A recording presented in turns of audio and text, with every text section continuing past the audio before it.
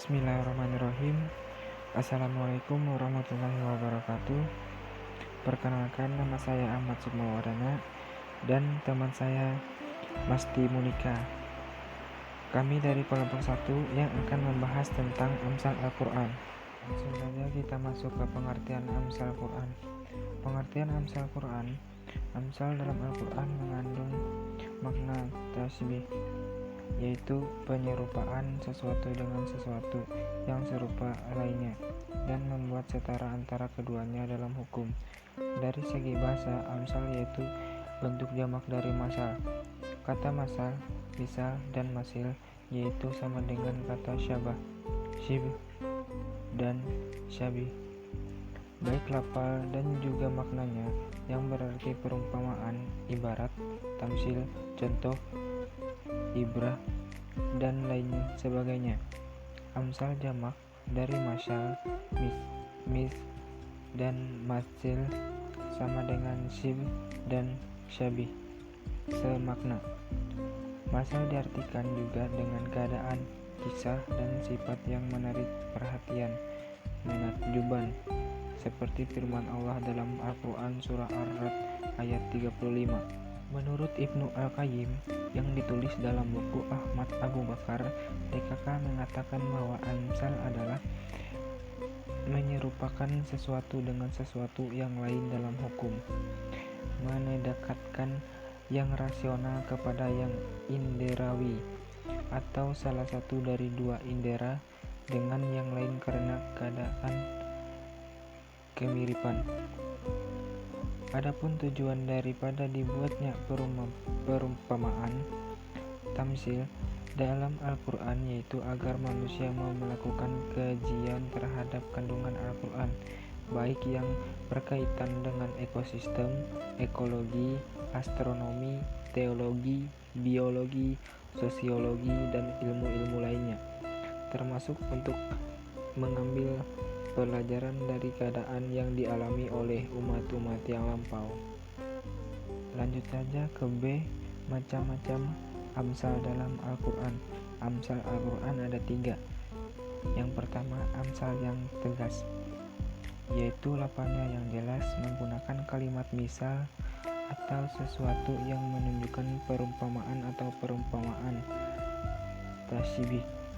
Amsal seperti ini banyak ditemukan dalam Al-Quran, diantaranya firman Allah mengenai orang munafik, yaitu terdapat pada Quran surah Al-Baqarah ayat 17.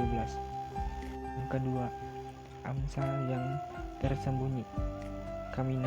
Kaminah merupakan perumpamaan yang tidak disebutkan dengan jelas atau samar, yang di dalamnya tidak disebutkan dengan jelas lafal tamsil, tetapi ia menunjukkan makna yang indah, menarik dalam redaksinya, singkat, padat, dan mempunyai pengaruh tersendiri bila dipindahkan kepada yang serupa dengannya. Bagian ini dapat dilihat dari beberapa bentuk, yaitu ayat-ayat yang senada dengan ungkapan, sebaik-baiknya urusan adalah pertengahannya. Salah satu contohnya adalah firman Allah dalam Al-Quran surah Al-Baqarah ayat 68 tentang sapi betina.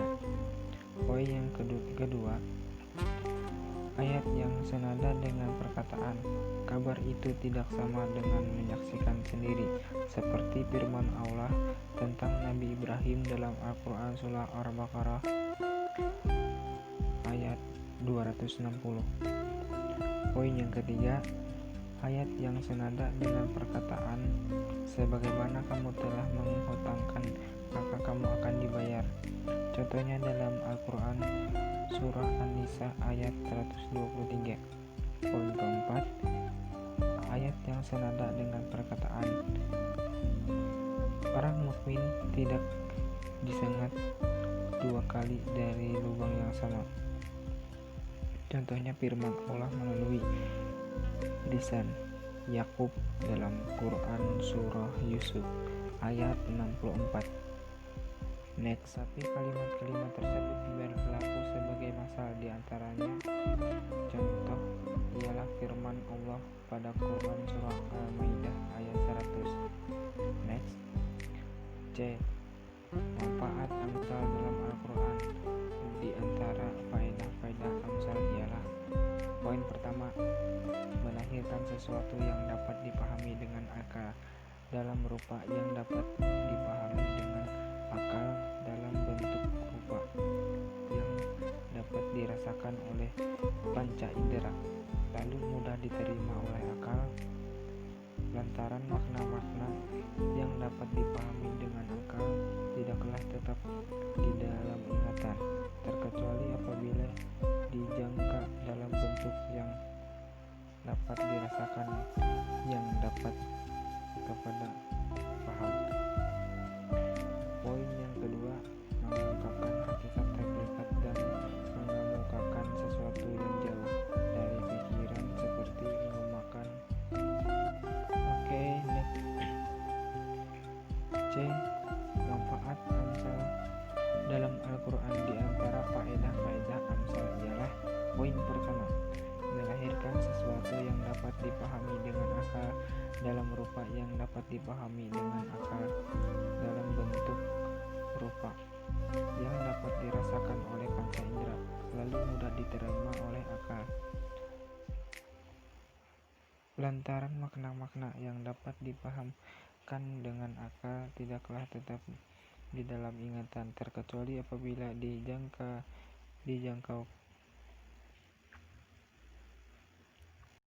Oke, next, langsung saja kita ke C.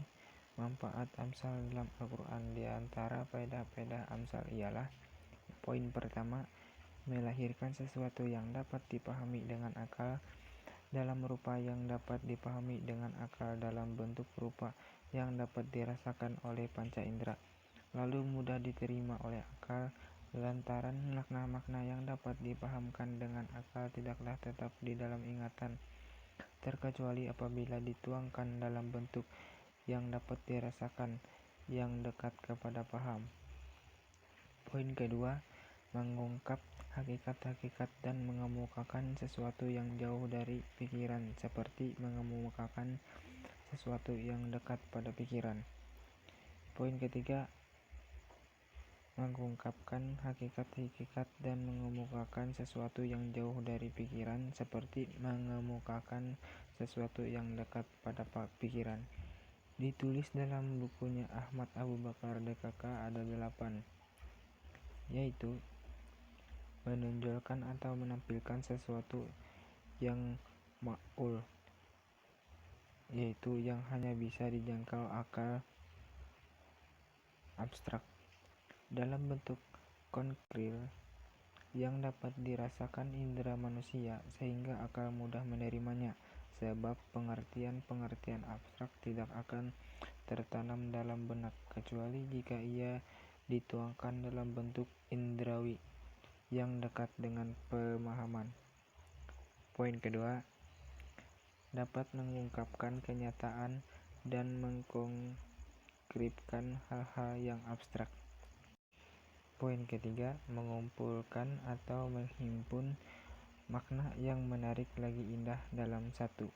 Poin keempat, mendorong orang yang diberikan masal untuk berbuat sesuatu isi masal jika ia merupakan sesuatu yang disenangi jiwa. Misalnya, Allah membuat masal bagi keadaan orang yang menafkahkan harta di jalan Allah, di mana hal itu akan memberikan kepadanya kebaikan yang banyak. Poin kelima, menjauhkan dan menghindarkan dari perbuatan tercela jika isi masal berupa sesuatu yang dibenci jiwa. Misalnya, firman Allah tentang larangan bergunjing dalam firman Allah Quran Surah Al-Hujurat ayat 12. Oke, next. Poin keenam, untuk memuji orang yang diberi masal seperti firman Allah tentang para sahabat dalam Quran Surah Al-Fath ayat 297. Poin ketujuh, dengan masal tersebut untuk menggambarkan sesuatu yang mempunyai sifat yang dipandang buruk oleh orang banyak. Misalnya, perumpamaan tentang orang yang dikaruniai kitabullah tetapi ia tersesat jalan hingga ia tidak mengamalkannya, seperti yang diterangkan dalam Al-Quran surah Al-A'raf ayat 175-176. Lain ke-8, untuk memberikan rasa berkesan dan membekas dalam jiwa, karena amsal lebih efektif dalam memberikan nasihat, lebih kuat dalam memberikan peringatan, dan lebih dapat memuaskan hati. Di antaranya, Allah banyak menyebut amsal di dalam Al-Quran untuk peringatan dan pelajaran, seperti firman Allah dalam Quran surah Az-Zumar ayat 27 dan juga dalam Quran surah Al-Ankabut ayat 43.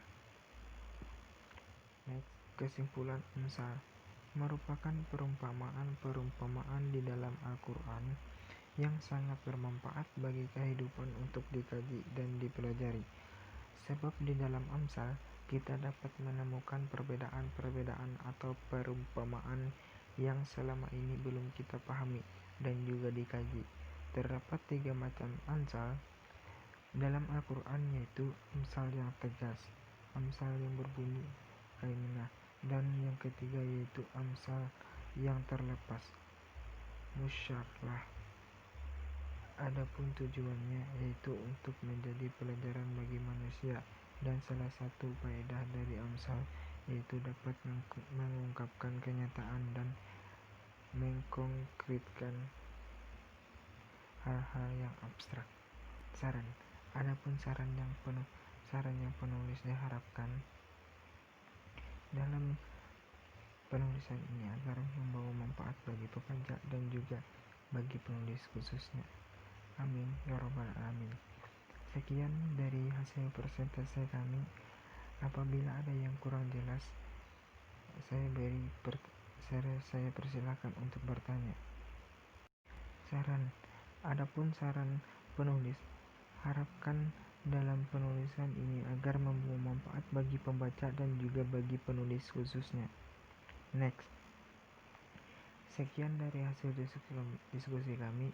Apabila ada kesalahan kata, mohon bisa dimaafkan. Terima kasih. Assalamualaikum warahmatullahi wabarakatuh.